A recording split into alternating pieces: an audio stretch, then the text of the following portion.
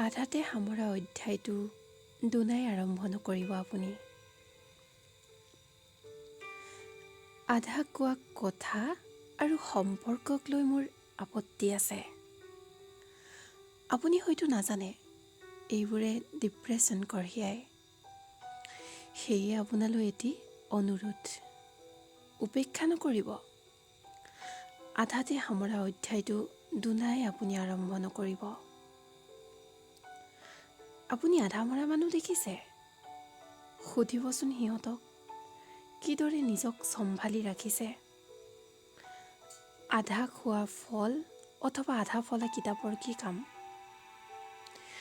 আপুনি বিনা কাৰণত এইবোৰ অস্বীকাৰ কৰিব পাৰিব? আধাতে সামৰা অধ্যায়টো দুনাই আপুনি আৰম্ভ নকৰিব।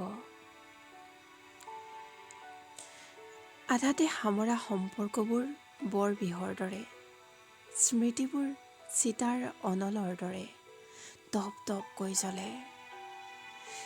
নীৰৱতাৰ সময়ত অথবা মাজৰাতি বিচনাত পৰি থাকোঁতে উশাহবোৰ ঘন আৰু চুটি কৰি আনে।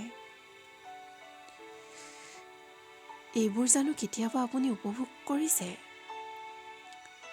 আপুনি সুখত থাকক, শ্ৰীবৃদ্ধি হওক আপোনাৰ। আপুনি কোনো চিন্তা নকৰিব, মই দেখোন ভালেই আছোঁ। আপোনাৰ ভাল পোৱাৰ কথা মই সমূলি পাহৰি গৈছোঁ। অৱশ্যে অনাদৰ আৰু অৱহেলাবোৰ মনত ৰাখিছোঁ। আপুনি যদি মোৰ কথাবোৰ ভাবি কষ্ট পায় কেতিয়াবা, এটি দীৰ্ঘ শ্বাসৰ লগত সকলো নিগৰাই দিব। আধাতে সামৰা অধ্যায়টো দুনাই আপুনি আৰম্ভ নকৰিব।